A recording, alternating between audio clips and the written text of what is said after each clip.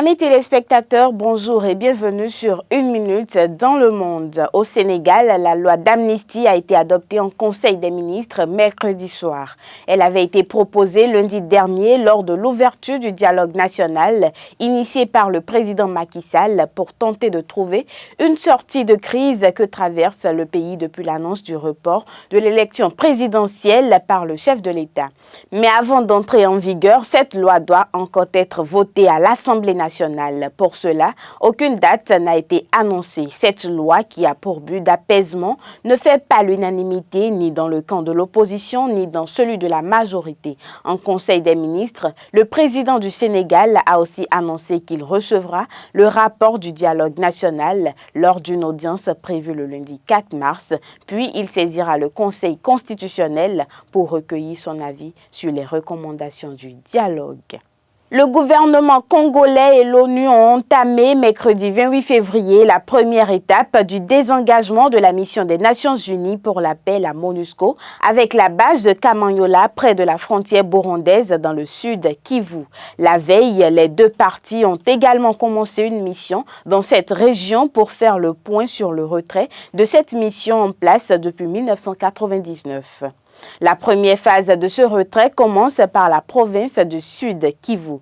Selon le ministre congolais des Affaires étrangères, Christophe Lutundula, Kinshasa aspire à faire du retrait de la MONUSCO un modèle de transition, conférant ainsi à son pays une plus grande respectabilité sur la scène internationale et contribuant à améliorer son image. La première étape de ce départ concerne 112 casques bleus. Le retrait complet des forces onusiennes est prévu d'ici la fin du mois de juin. Dar es Salaam, Mwanza, Mbeya et désormais Arusha. Depuis 2 mois, ces grandes villes de Tanzanie sont secouées par des manifestations de l'opposition. Celles-ci demandent des réformes électorales crédibles en vue des élections présidentielles de l'an prochain. Car jusqu'ici, les négociations avec le gouvernement n'ont livré que des réformes cosmétiques, dénonce Chadema, le principal parti d'opposition. Pour faire entendre leur voix, ces opposants n'hésitent pas à battre le pavé. Leurs revendications, une commission électorale indépendante et une nouvelle constitution. Mais depuis le 24 janvier, d'autres griefs se sont agrégés à cette mobilisation, la vie chère, des délestages électriques ou encore la pénurie du sucre. Après l'annonce de la levée des sanctions et alors que l'économie nigérienne repose essentiellement sur les échanges avec le Bénin et le Nigeria, la junte du Conseil national pour la sauvegarde de la patrie CNCP n'a toujours pas réagi. Preuve, selon Adamou Louché Ibrahim, que les crispations politiques sont toujours présentes. Je cite, « Les autorités vont finir par se faire rattraper par la réalité du quotidien. Il me semble que la population a été très éprouvée.